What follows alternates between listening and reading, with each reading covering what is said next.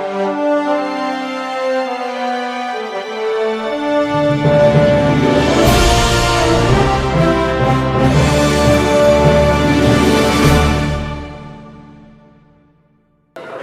TV here with Clifton Mitchell, who is the assistant trainer in the Team Fury corner. How are you doing? Great to see you again.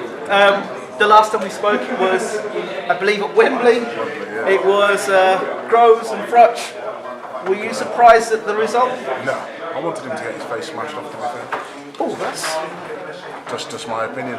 I mean, I've got nothing against Groves, but on that night he brought a load of security with him. Yeah. How can one man have 21 security staff? No, even Prince Charles only has one. wasn't he 22 security staff? So you were glad? Yeah. So to be honest, he left a bitter taste in my mouth. So before, usually, my security company looks after whole Hennessy, does the whole match. So we're not here looking after one individual fighter, we're looking after the whole security. Right. My job, I've been working with him over 15 years. It's not like I've just picked the job up. Right, so he has brought his own just in case. What for? And I guess he can answer that question. So, you're going to be in the side of Tyson Fury. Yeah. What are your views on this fight and Dereck Chisora and what he brings? I think Dereck Chisora, I think it's for Tyson to lose, not for Dereck to win. Right. That's my personal opinion. If Tyson leaves his chin out there, we're heavyweight fights, We're heavyweight fighters, ex-heavyweight myself, so I understand that, if you leave your chin out there and if someone puts 10 ounce gloves on you, a trained fighter puts it on you, anything can happen. So as long as Tyson just plays safe the first couple of rounds and then slowly but surely, like I said, and you know exactly what Dereck's going to bring, he's going to go, or roll left hook, or roll big right over around, and that's what he's got. Nothing else in his arsenal that shows me that he's going to do anything else. Agreed. But if he does land... Listen, people have landed before and he's got up on it. Yeah. So, like I said, I was in America when the box Connington used to be that. Yes, of course. So, and let's get this right, he didn't get caught at the end of the round, he got caught the beginning round. Within 10 seconds. I know. Within 10 seconds of round 2, he got smashed and put on his arse. He got up and carried on. So people think it was at the end of the round where he had to hang on. No, he didn't have to hang on. Within 10 seconds, he was dead and clear. In my study of both fighters, Tyson's been most vulnerable when he's been talking before he's got hit. I've noticed in the 2 fights he's been dropped, he's been talking beforehand and then got caught with an overhand right. So it's, I don't know if it's carelessness or a lack of concentration.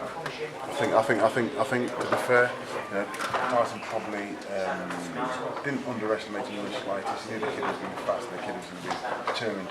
He went into his back line. Yes. And went and boxed him. And it wasn't a nice environment to be in. It never is when you go to America. Yeah. As Kell Brook's going to find out. Especially when you're in New York.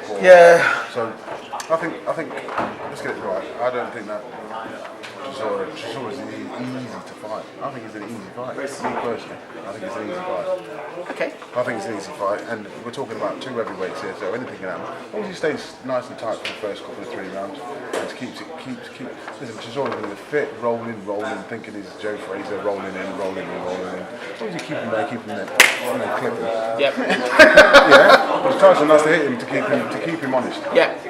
Really. Understand? Yes, I understand. Listen.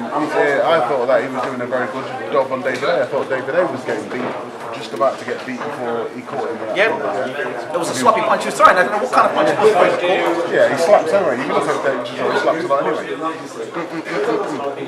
Listen, nothing against Chisora. I think he's done very, very, very well. He's a very, very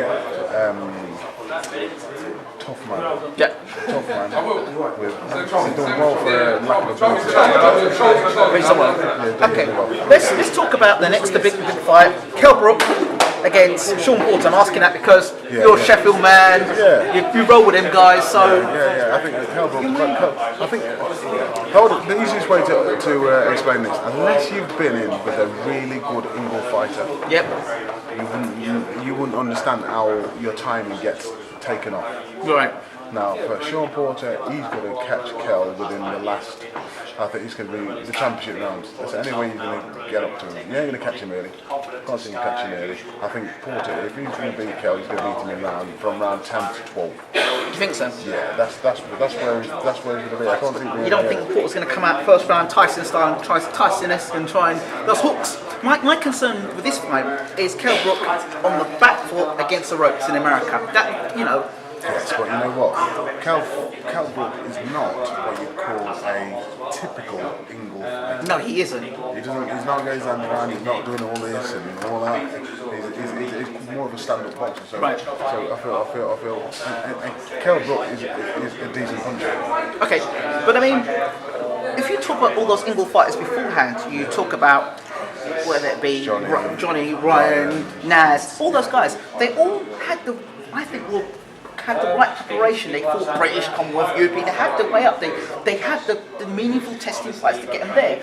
Do you feel Kell Brook has had the meaningful fights necessary to prepare him to fight in America against Porter, who potentially could be one of the best welterweights in the world? I think Porter's not stopped anybody until his last fight yet. Yeah, but it's who he stopped. He stopped Malignaggi, who never gets stopped. Yeah, but let's get this right. Yeah.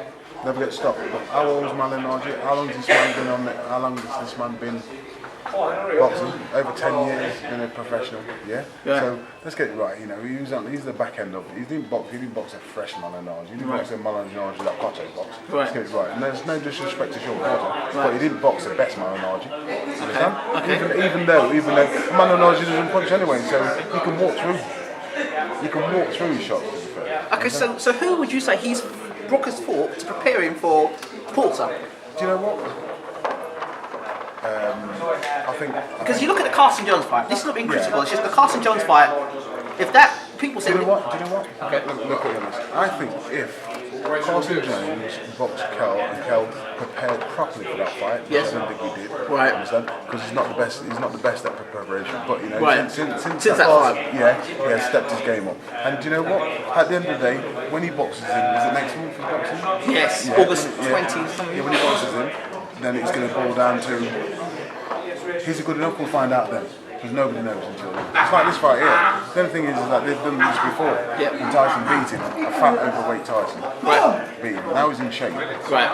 It's a different ball game. Right. I've seen him in the gym and I've seen Chisora and take nothing away from Chisora. This is nothing to do with black and white or anything. This is just about a fight. Yeah. And you know what?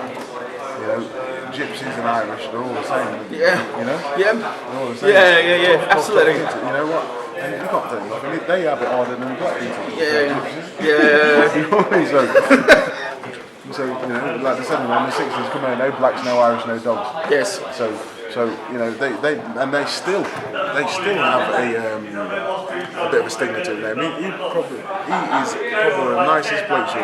You know that. Yes, I do know that. Yeah, on camera, you know, it's a showman. He's a showman, and I think the British public needs to understand. There's two sides. There's Tyson Fury, the showman, and Tyson Fury, the personal, the private man, and two different people. Family man. You know, you don't want to see Tyson Fury, the family man, on the camera promoting a fight. You know, neither do you want to see Tyson Fury, that man who's shouting and screaming at home. So let's put things where they belong. In perspective, yeah. And I really do believe that. And when people do actually meet him for the first time, think, you know what? It's really nice guy. Yeah. You know what? I met Mike Tyson, and the first time I met him was in New York. Right. And I was with the being in New York before I came to Kelly fight. Yeah. And Tyson came up to us and like, how you doing? And then we met him in at Port Lane when he was staying here before he boxed Julius Francis. And probably the best bloke I've ever met. And then another time I met him, he was off his nut. You know what I mean? So, not one of those guys that you'd want to get in the ring with your face and fight, right? No, I'll fight anybody, because that's what we do as fighters. You know?